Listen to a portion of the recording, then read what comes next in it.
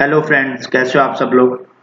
तो आज जो अपन बात करने वाले हैं क्वांट के ऊपर, ठीक है। क्वांट बहुत इंपॉर्टेंट रोल प्ले करता है बैंकिंग एग्जाम के अंदर आपका स्कोर करने के लिए। सबसे इजी सब्जेक्ट भी हो सकता है और हार्ड भी हो सकता है, ठीक है। तो वो डिपेंड करता है कि आप उस पर कितना वर्क करते हो। तो ये कुछ स्कोर कार्ड है, मैं अपने शो कर देता हूँ जिसमें स्कोर मार्क्स आ रखे हैं। ये IBPS PO pre, IBPS PO prelims का, ठीक है। आउट ऑफ 35 एक क्वेश्चन कहीं गलत हो सकता है, 33.75 है। ये अपने पास ECGC PO, ठीक है। अब SBI के दोनों स्कोर कार्ड में शो नहीं कर रहा, उसका रीजन ये है क्योंकि उसके अंदर इंडिविजुअल कट ऑफ नहीं होती है, ओवरऑल कट ऑफ होता है, तो वो इसलिए मैंने शो नहीं किए। ये आउट ऑफ 40 है, ठीक है। और सेम यहाँ पे भी मेंस के अंदर, तो देखो मेंस के अंदर भी एक जितने भी 60 से होंगे ये। और बाकी करंट अफेयर के लिए आपको वीडियो चाहिए हो तो मैंने डिस्क्रिप्शन में लिंक दे दिया, आप देख सकते हो। ये यहाँ पे लोगों के 1-2 मार्क्स ही नहीं आ रहे थे, यहाँ पे स्कोर अच्छा हो गया, ठीक है। तो मैंने जैसे जैसे पढ़ा था, जो भी मेरी स्ट्रेटेजी थी, तो वो आपको मैंने शेयर कर रखी है ऑलरेडी, ठीक है। तो अब अपन बात करते हैं, उससे पहले एक बात और कर लेते हैं। ये होली बोर्ड की तरफ से है ना, फ्री ई बुक है ESIC UDC मेंस के लिए, ठीक है। तो मैं इसका लिंक डिस्क्रिप्शन में दे रहा हूं, तो आप डाउनलोड कर लेना, फ्री ऑफ कॉस्ट है। और दूसरी बात इसके अंदर क्या है कि जैसे आप सोचते हैं कि ESIC के एग्जाम है तो हम ही डाउनलोड करें, नहीं। जिनका SBI है, RBI, आगे जो भी एग्जाम है, एक बार उसको डाउनलोड करके आप अच्छे से रीड करना चाहिए, क्योंकि मैं हाईली रिकमेंड करता हूँ इसको, पहले भी कर रखा है। तो इससे क्या होगा कि आपकी एक अच्छी प्रिपरेशन हो जाएगी, आपको आइडिया हो जाएगा कि हाँ हमने कितना करंट अफेयर याद किया। जो नहीं याद किया तो वो लोग याद कर सकते हैं, ठीक है। मैं लिंक डिस्क्रिप्शन में दे रहा हूँ और कमेंट सेक्शन में भी दे दूंगा, तो वहां से आप डाउनलोड कर सकते हो इसको। तो अब बात करते हैं, देखो मैं आपको सीधा सीधा कहते ना शॉर्ट में बताने वाला हूँ सब कुछ। शॉर्ट वीडियो के अंदर सारा का सारा अपन बात कर लेंगे। सबसे पहले एक बात होती है स्पीड के ऊपर, ठीक है। इस सेक्शन को अलग रख देते हैं। और यहाँ पे होती है एक्यूरेसी पे बात, ठीक है। फिर यहाँ पे बात आती है सिलेबस में। मेरे को सिलेबस का मतलब मेरे हिसाब से होता है सिर्फ अर्थमेटिक, ठीक है। स्पीड से आपका क्या क्या स्ट्रॉन्ग होगा वो मैं आपको बता देता हूं। स्पीड से आपका होगा सिंप्लीफिकेशन, अप्रोक्सीमेशन, ठीक है। उसके बाद में आपका स्ट्रॉन्ग होगा इससे नंबर सीरीज, उसके बाद में आपका क्वाड्रेटिक इक्वेशन, और लास्ट है यहाँ से DI। अब ये होगा कैसे, स्पीड कैसे आएगी। स्पीड के लिए आपको काम करना है टेबल पे। टेबल आपको 1 से 35, 40, 45 जहां तक याद करो। मैंने 1 से 45 तक याद कर रखे हैं। डेली बस मेरा एक काम है, कुछ करूं ना करूं टेबल जरूर लिखता हूं। टेबल स्क्वायर 1 से 100 तक याद होने चाहिए टिप्स पे, ठीक है। मेरे को 1 से 150 याद है। अब कुछ कहेंगे बता भी दो, 125 44 होता है, देख लो सीधा ही बोल देता हूँ। 111 का होता है, 123 21। ये प्रैक्टिस हो रखी है, ऐसा कुछ नहीं है कि मेरे को अलग से याद हुआ है, तो नहीं, इसके ऊपर कुछ भी नहीं है, मेरे प्रैक्टिस हो रखी है। क्यूब याद आपको करने हैं 1 से 30 तक। बस इनका क्या काम करना है, एक सुबह के स्लॉट में, मतलब सुबह मॉर्निंग में मेरा एक काम है उठते और रात को सोते, इन दोनों टाइम पे मैं टेबल स्क्वायर क्यूब ये एक बार जरूर लिखता हूँ। अब कुछ कहेंगे हमसे याद ही नहीं होते, तो मैं उनके लिए थोड़ा सा आगे बता देता हूँ आपको। जैसे 22, 44, 66, 88, 110, ये 22 का टेबल है। पहले आप 5 तक याद करो, फिर 132, 154, 176, 198, 220 तक, तो फिर इनको याद करो। अब नेक्स्ट डे क्या करो, जैसे आप 23 का याद कर रहे हो, 23, 40, 69, 92, 115, ठीक है। 138, 161, 184, 203, 200, ठीक है, 207, 230, ठीक है। तो ये ऐसे करके याद किया आपने। अब क्या करना है आपको, करना क्या है, सिंपल सा फंडा अपनाना है। जो आपने 22 का टेबल कल याद किया था, पहले आज उसको 22 को लिखना है, पूरा टेबल को, और बोल बोल के लिखना है।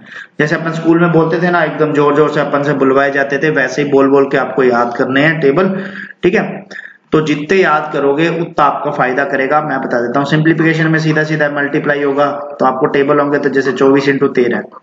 अब ठीक है, इसके दो तरीके हो सकते हैं, 24 ढाई 240 होता है, 24 72 होता है, ऐसे भी याद कर सकते हो, ठीक है। नहीं तो आप क्या कर सकते हो, 13 चौकी 52, 5 बच गया, 13 दूनी 36 और 5 31 312। डायरेक्ट कोई भी 24 × 13 हो गया, 24 × 19 ले लो, 19 चौका 76 होता है, 7 बच गया, 38 और 7 45 हो गया। तो ये सीधा ऐसे करके मल्टीप्लाई कर सकते हो।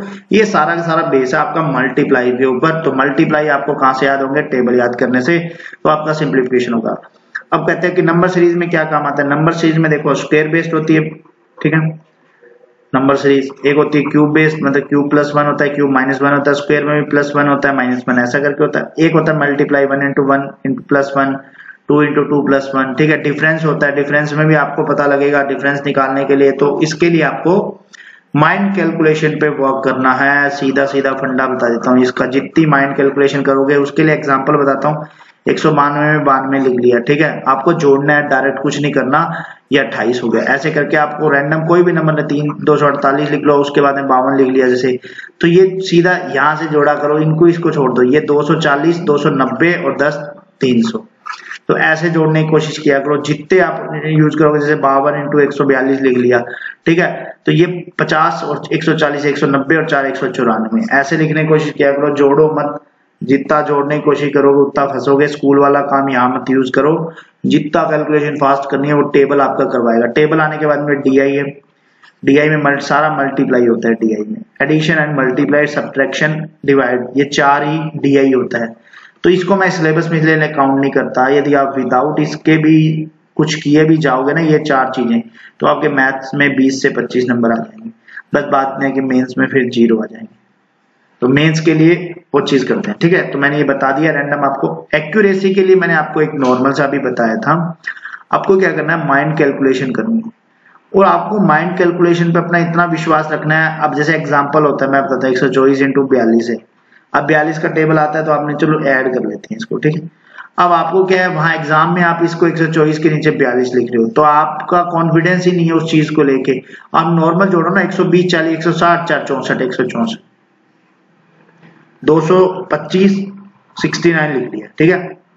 इसको लिख लो 220, 60, 280 हो गया, और ये 14 हो गया, 294 हो गया। तो आप जितना अपने आप को माइंड कॉन्फिडेंस रखोगे ना, तब वहां पे ऐसे नहीं। एग्जाम में मैंने कईयों को देखा है, वो कहते हैं 31 इंटू 25, अरे कैसे होगा कैसे होगा, ऐसे ऐसे करते रह जाएंगे। फिर 25 का मल्टीप्लाई जैसे स्कूल में नहीं करते ऐसे करके, फिर 5, 15 ऐसे करके करने लग जाएंगे, 62, ठीक है। फिर यहाँ तो सीधा ही यदि आपको 31 इंटू 25 का टेबल आता है, 25 से कम 25, 2 बच गया, 25 के 75, 77, 775।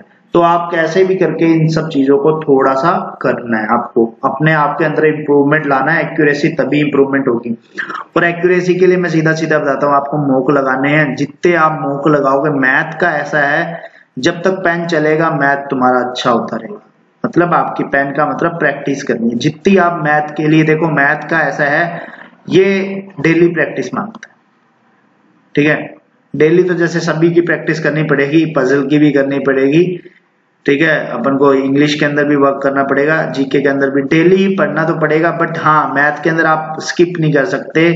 जैसे क्या होता है कि चलो जीके में तो आज याद करने के लिए अपन ने कुछ लिखा नहीं, तो अपन डायरेक्ट याद भी कर सकते हैं। इंग्लिश के अंदर भी चलो एरर अपन ने पढ़ ली, बट मैथ के अंदर आपको सीधा सीधा है कि आपको पेन चलाना ही पड़ेगा।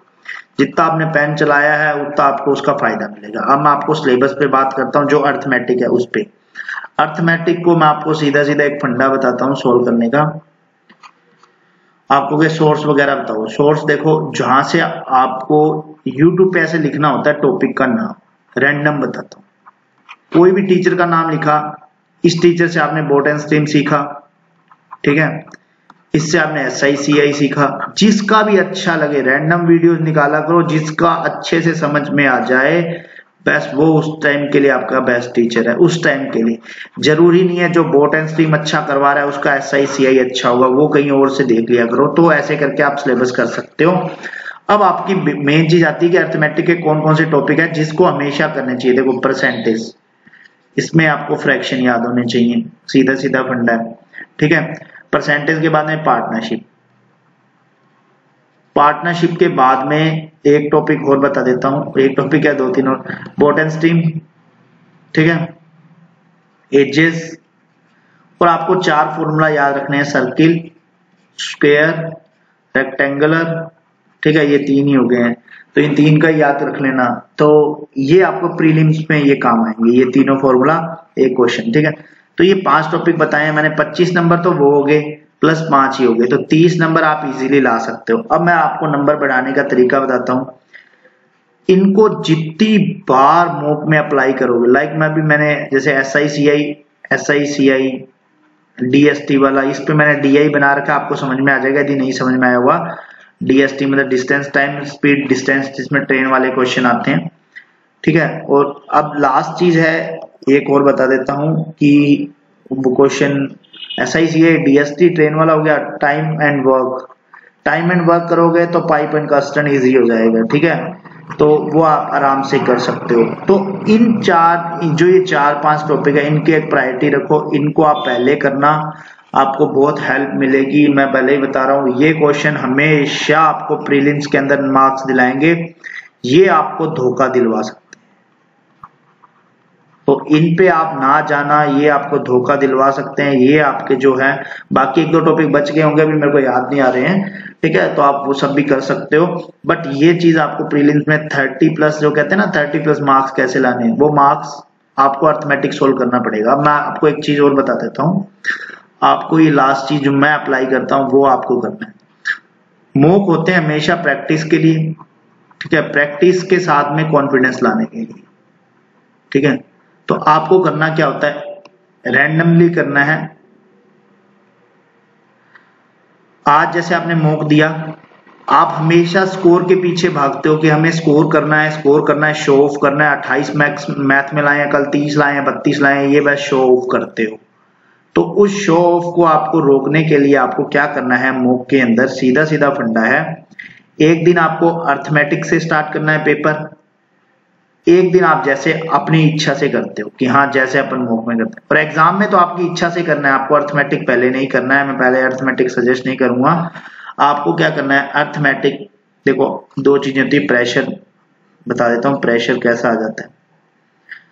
जैसे आपने पहले 10 मिनट में अर्थमेटिक किया स्टार्ट मॉक के अंदर, आपसे 4 क्वेश्चन है, कोई दिक्कत नहीं है, 4 हुए, अगले 10 मिनट में आपको यहाँ से जो 25 नंबर का स्लॉट है ना, यहाँ से आपको 20 से 22 लाना है।